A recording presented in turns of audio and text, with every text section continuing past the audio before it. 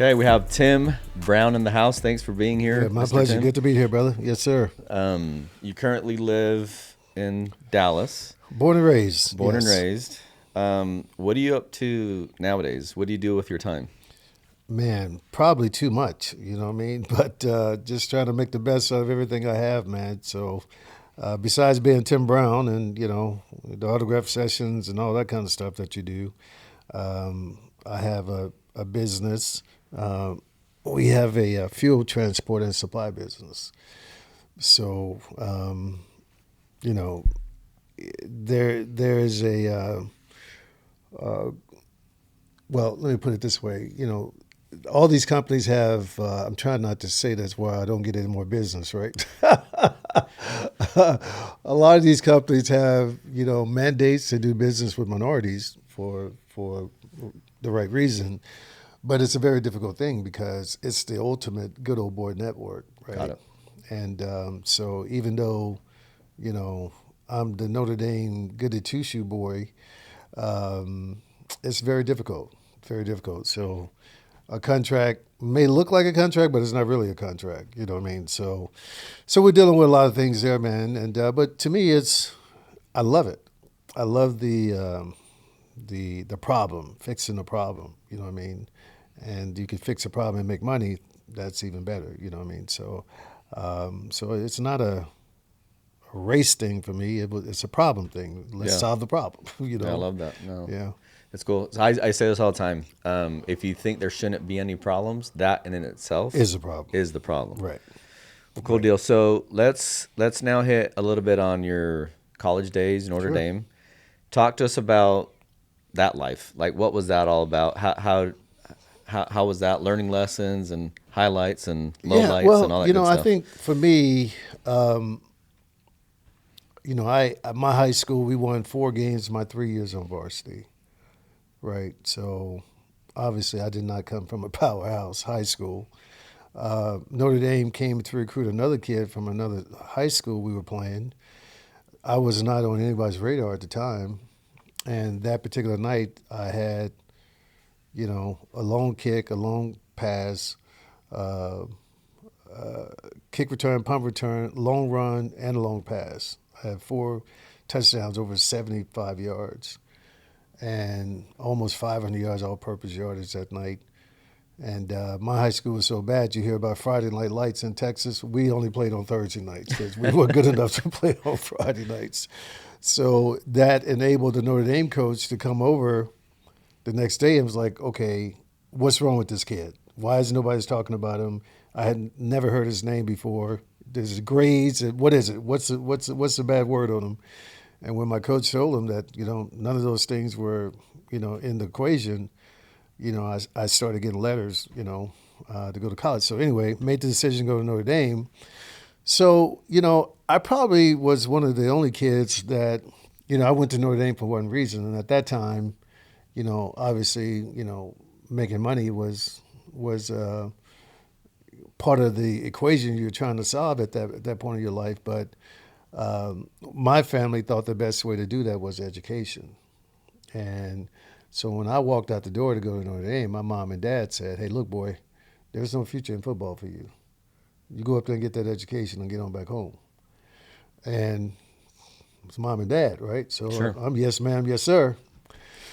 And that was my attitude, I think I was known, my thing was, my gift was returning kicks. Very first opening kick of my freshman year, I fumbled the opening kick. So you have a coaching staff that's struggling, end up getting fired after my sophomore year.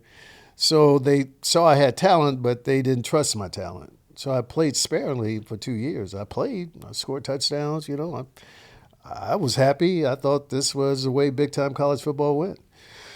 But Coach Holtz came in going into my junior year, and after 2 days of practice on the field, he called me in and asked me a litany of questions of, why wasn't I playing? I said, well, Coach, they just didn't play me. Don't you lie to me, kid. You tell me the truth.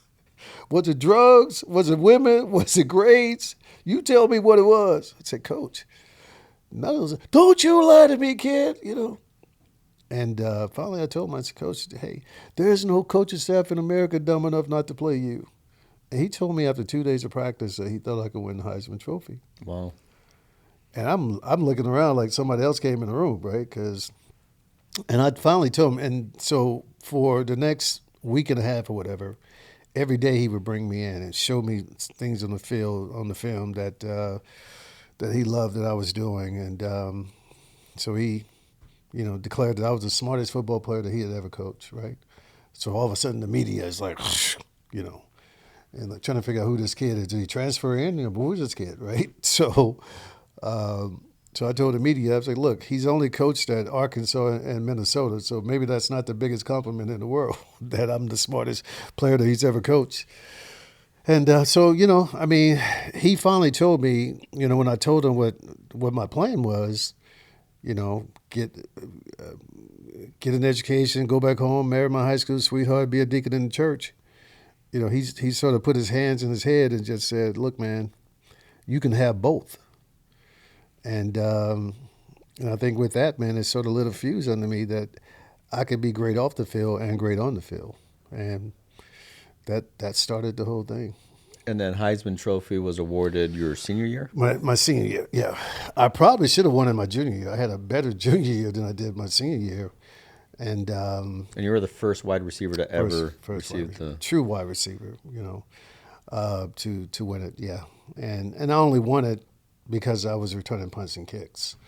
I would not have won it, just because of my wide receiver stats. I mean, you look at, Randy Moss and Fitzgerald, all these guys who had incredible stats, and they didn't win it simply because, they weren't returning punts and kicks, So, but yeah, I mean, it was quite those 2 years, man, were incredible. You make consensus All-American, you're doing the Bob Hope thing, so Notre Dame wouldn't let me go to the house out in the Playboy Mansion. I wasn't allowed to go to the Playboy Mansion, but yeah, it was an incredible ride, man, for me because, I mean, I had always had success on the football field, but this was at another level that.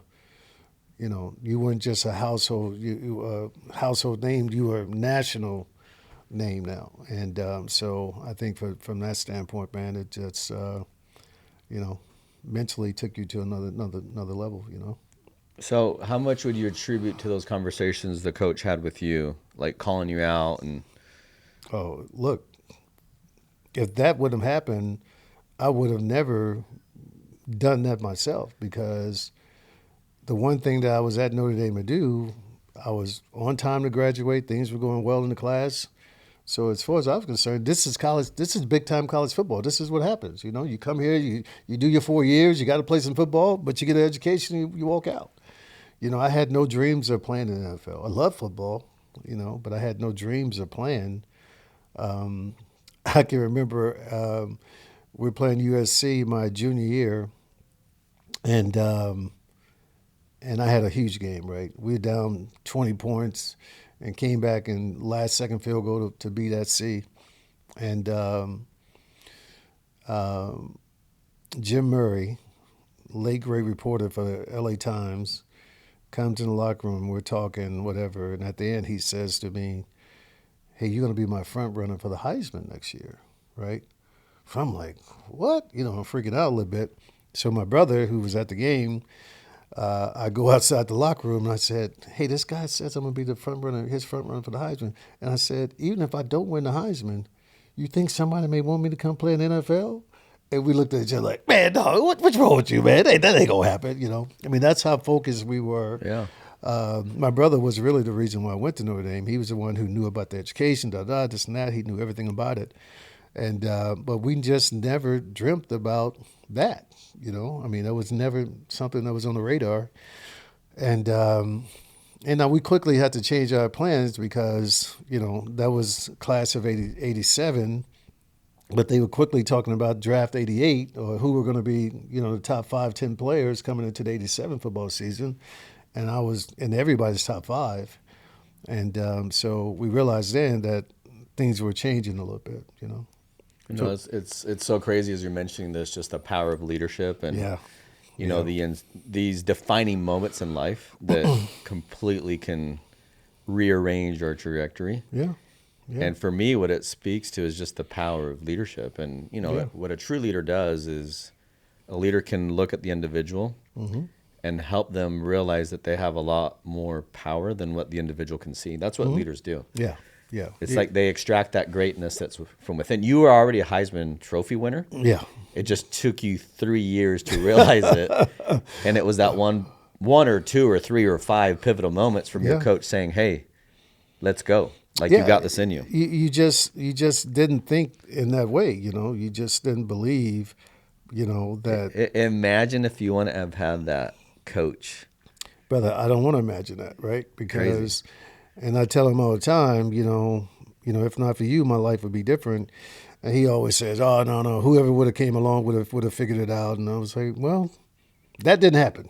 And having you, because Coach Oates had such a unique way of talking to you, it's almost like he's scolding you, but he's praising you at the same time. So, but it was just so eye opening that it just made you really focus in on, okay, what I do across the street in class is that, but when I come over here, the same effort that I'm giving there, I should give here.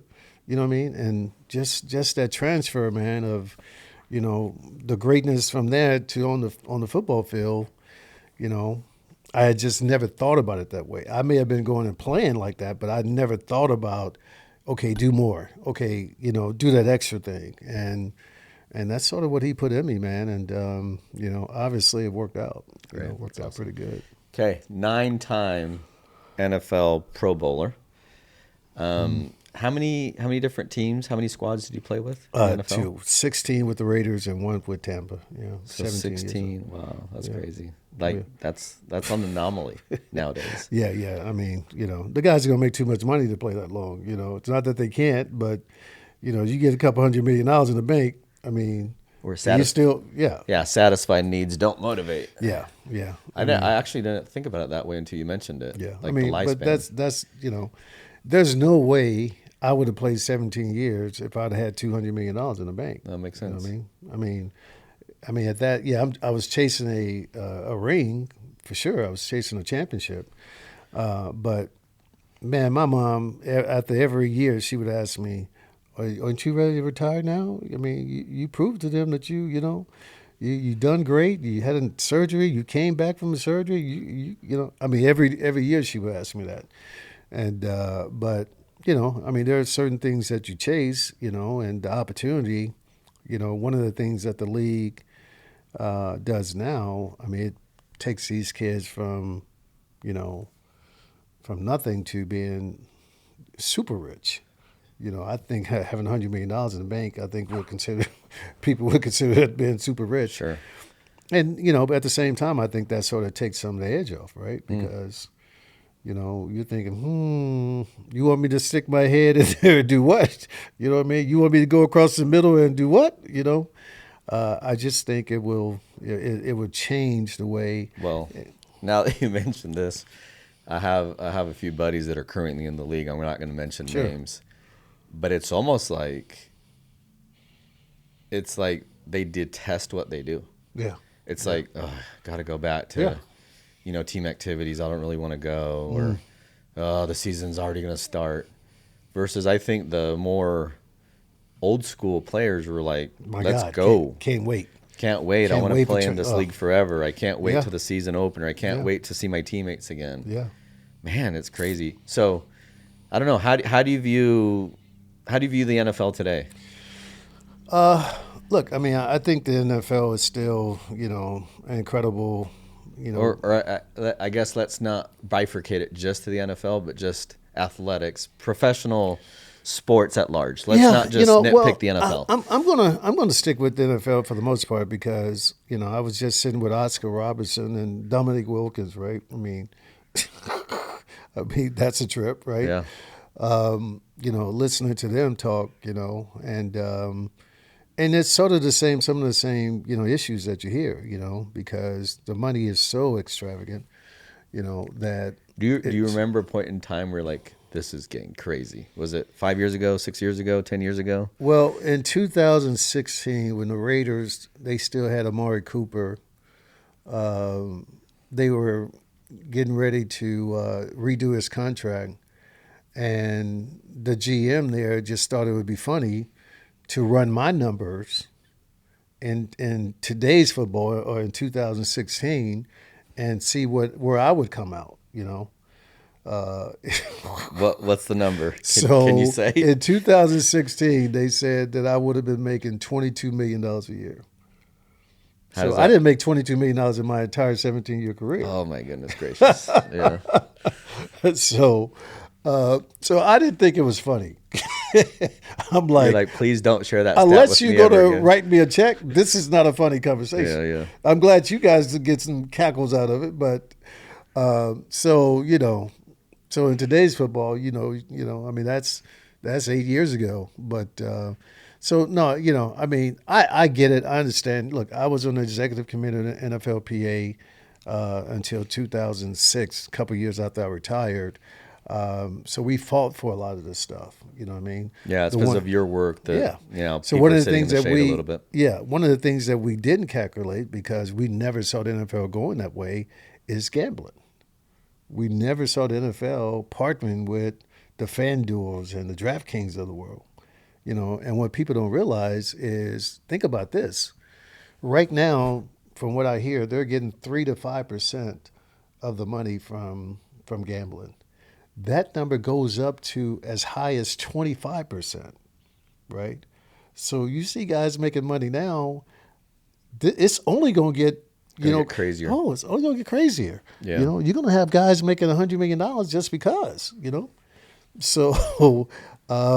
It's the next 10 years, man. I mean, you're going to have $100 million defensive and offensive players just because they have no choice but to spend the money. So that's crazy.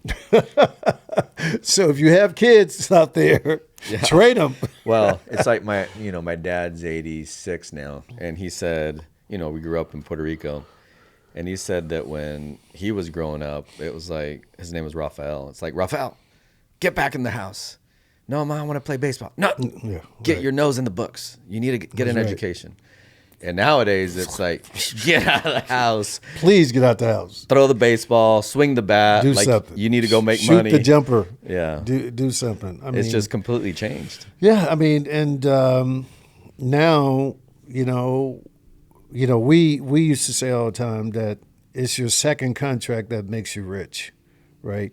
Because your first contract, it was a good contract. My first contract was a 4-year, $1.7 million contract, and I was a 6th pick in the draft. So for you, that was like amazing, right? It was. Back then. Obviously, it was great money, but more money than my family had ever seen. My dad was a construction worker. I mean, he made good, consistent money on a year-to-year basis, but never made $200,000 in 1 year. But now. That first contract, man, $70 million contract, $60 million contract, you know what I mean? And, there's a player, and I'm going to be very vague about names and numbers and all that stuff, and I may just throw some numbers out there that are not correct so people can't go check it out and try to figure out who this guy is. But there's a player out there that had his first contract, right? And didn't do, did okay. Numbers are okay, just okay, right? And his second contract, it's like he got 3 years, $60 million, $50 million guaranteed. And this is an average player. Mm-hmm. By everybody's standards, this guy is an average player. He just got a $60 million guaranteed contract. And it's like, what in the world? But then you see, top guys getting 40, 35, and it's a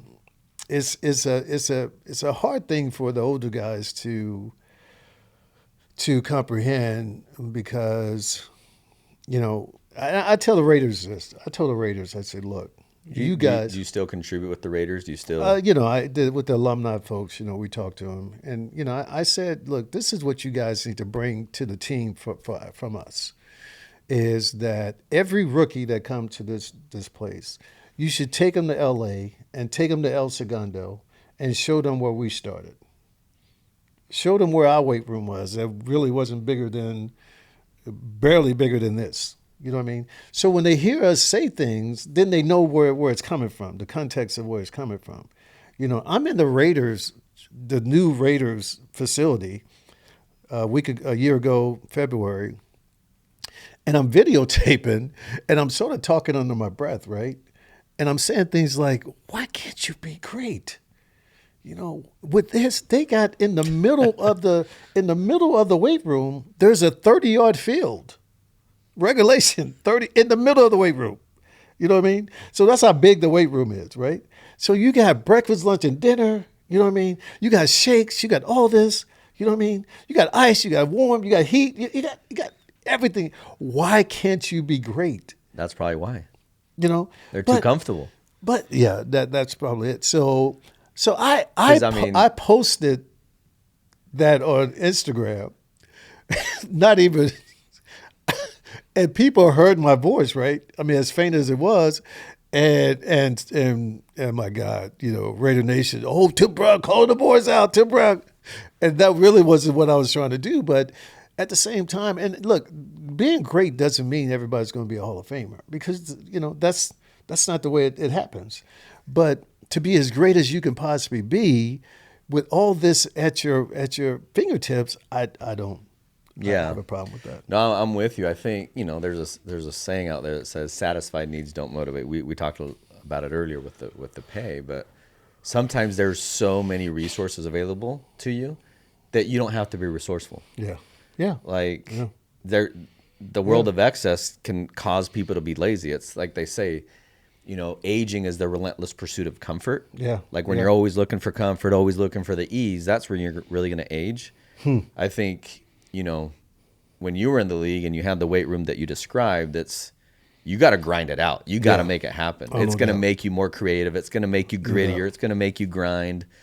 And nowadays, I think we've just created that massive level of comfort and softness, not just in sports, but just the world at large. You know what I mean? No doubt. I mean, I this story sort of came out 6 months ago. And I don't know why it got a lot of attention, but back in 92, 93, I had a hamstring injury, right? Now, I tore my knee up in 89, and they brought my hamstring down and wrapped it around my posterior cruciate, right? So the guy told me, the doctor told me because they stretched my hamstring that I was going to have hamstring problems.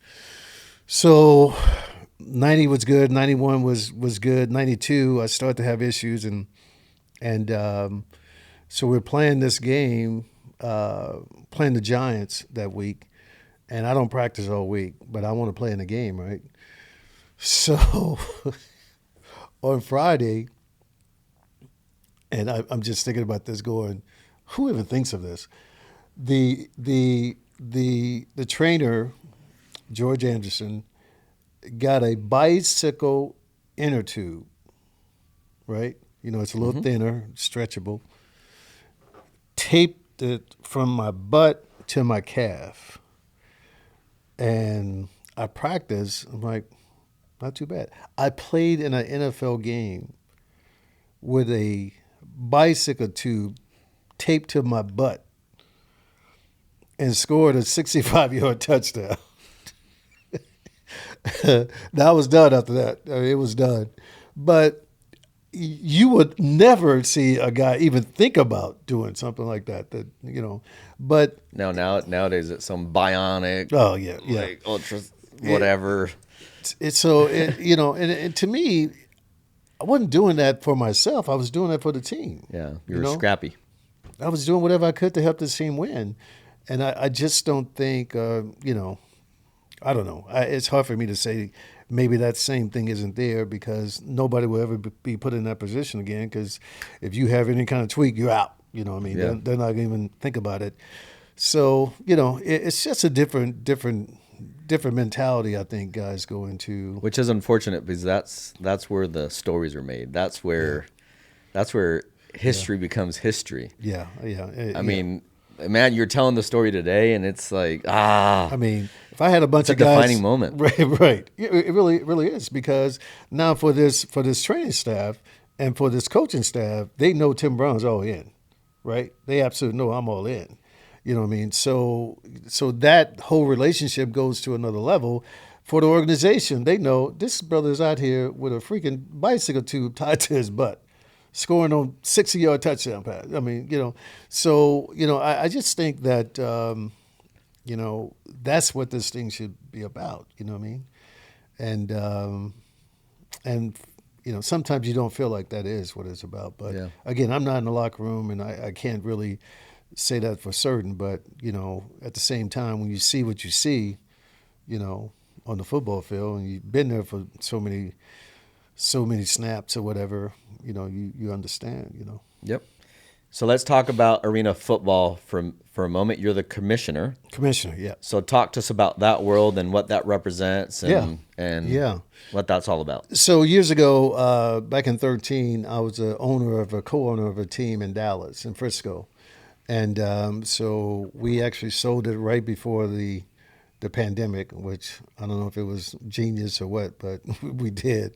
So that same group came to me about 2 years ago now, and said they were going to be starting this the Arena League, and wanted me to be the commissioner. So, and I thought that was a good little role for me. I mean, a chance for me to have my fingerprints on it, but at the same time, not too much. Enable me to talk to a lot of different players from all the team and not be locked into one team. So we just finished our championship last week, and upset of all upsets. We only have 4 teams in the league. The number 4 team ended up, winning the whole deal. I just think that for me, it's just an opportunity, man, to watch more football, to see more kids, doing what they love to do. These kids are not making, $300-$400 a week. You know what I mean? But they all have a passion for it. And they all think they have one more shot. And quite frankly, I mean, there are some kids out there, man, that I saw that should be on somebody's NFL, in training camp anyway. They should be taken a look at, because, from what I saw and from what I see a receiver being these days, our league is totally different. The Arena League was 8-man football. We took it to 6-man football. So it's really, it's a 95 to 98 football game, right? And so there's a lot of scoring, a lot of passing and all that.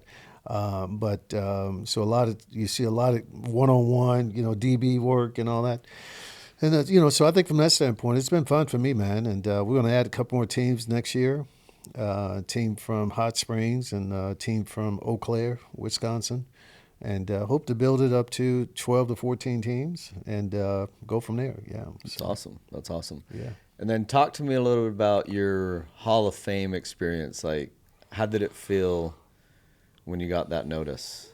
Well, it's and what year was that? 2015. I went in Hall of Fame 2015. I was eligible 2010. I think it was the first year I was eligible. So if you don't mind, because I'm not familiar with how that works. So in the NFL, you once you retire, you're eligible 5 years after you retire. And so when I retired, I was number 2 in catches, 3 in touchdowns, 3 in yards in the history of the NFL. Top 5 in all-purpose yardage in the history of the NFL when I retired. So everybody thought that should be good enough for first ballot Hall of Fame or whatever. But at the same time, when Jerry Rice, retires the same year, that's not going to happen. And Chris Carter had just retired. Andre Reed had just retired. So, I mean, I don't know if we were lying to each other, but we told each other it doesn't matter who goes in first, right? As long as we just go in.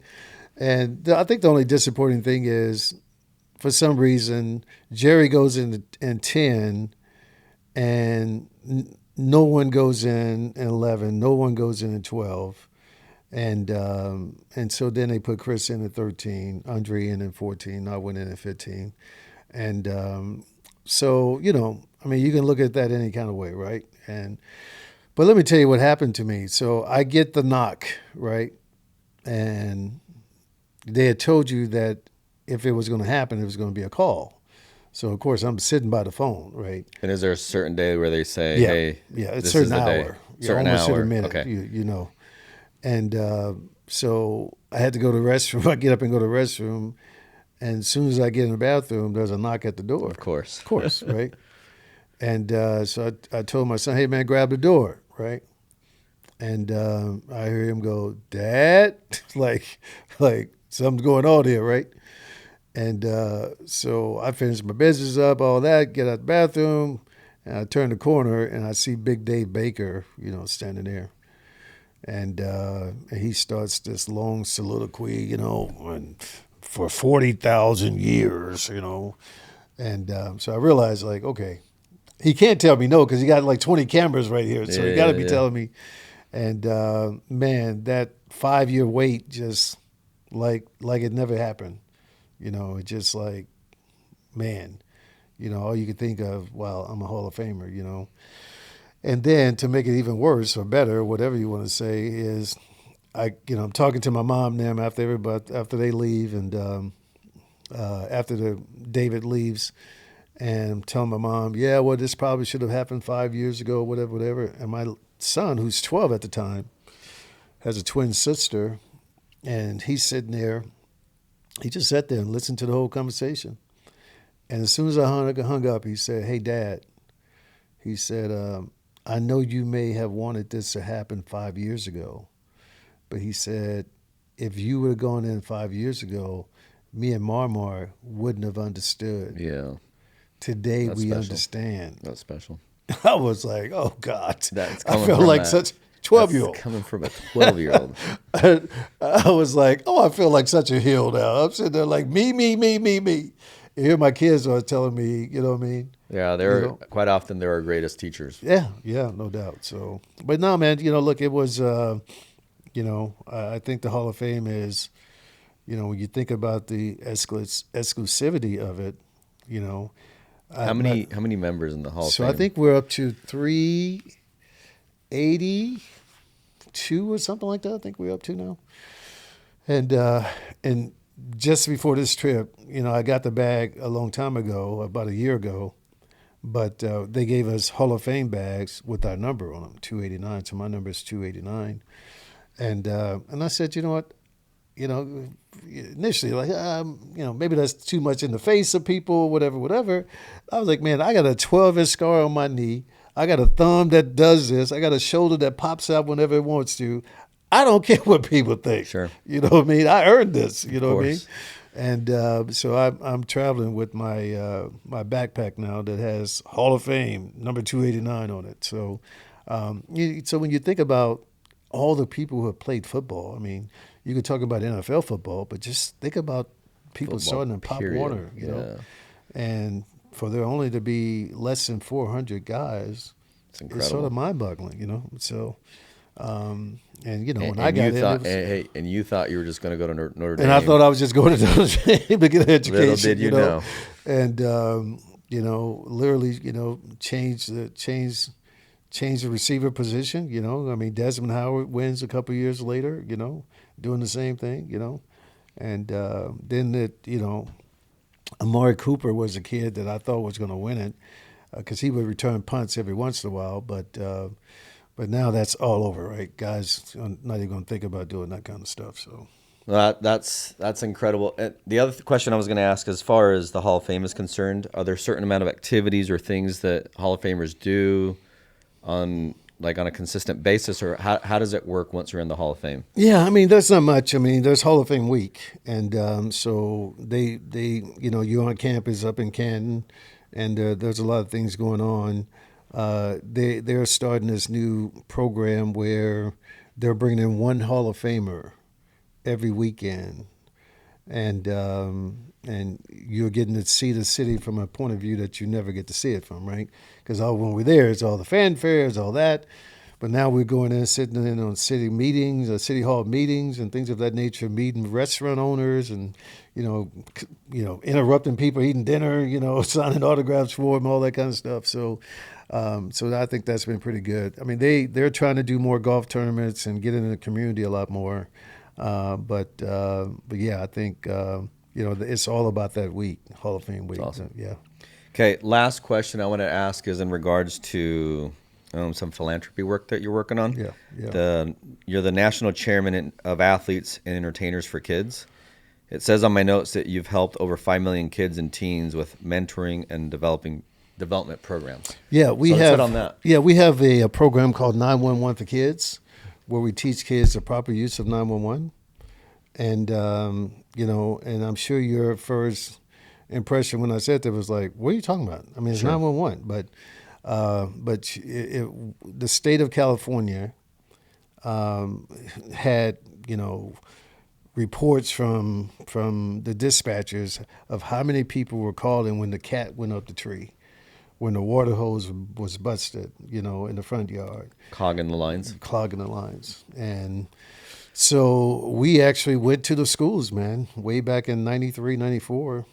We started going into the schools, teaching kids the proper use of 911, and up and down the state of California, year after year after year. And so every year now we still have a big event up in Sacramento where we bring in 4 or 5 kids and actually listen to their audio of them calling 911 to save a parent, or it's heart-wrenching.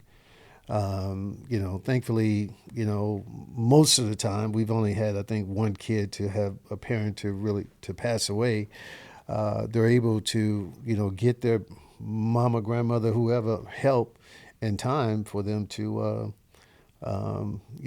be saved or whatever. And the thing that's so amazing about these kids, they're so cool, man. They're just, my mom, she fell down, this and that, where, when you listen to grown-ups, like, oh my God, the grown-ups are all, sure.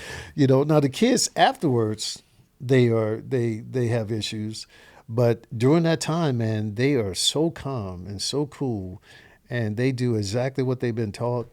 And so it's really been an amazing, program. The Uvalde situation, we did a big deal in Texas, the young lady who covered herself in someone else's blood to fake her death, to get out to, we gave her a big award, and her, so it's real stuff. It becomes a little heavy after a while, when you think about it, because what these kids experience, changes their lives, what I mean? Because they're going to always be afraid, or they're going to always be, a little concerned when they're alone with mom or whatever the situation is. So that changes them. So we've, added help, to help these kids, along the way. Yeah, but 7, 8, 9-year-old kids is really unbelievable. So. Okay, well, that's beautiful, and I'm really glad that you're paying it forward and making a massive difference in the world. I wish we could go on for another 5 hours. It's been an absolute honor. My and pleasure, a pleasure. man. Appreciate you Chatting with you, and keep doing what you're doing. Yes, sir. Appreciate that, man. That's what we're going to do. Feel like you're just getting started. Yeah, so. No doubt. All right. Thank you. Much love. Appreciate you. Same to you.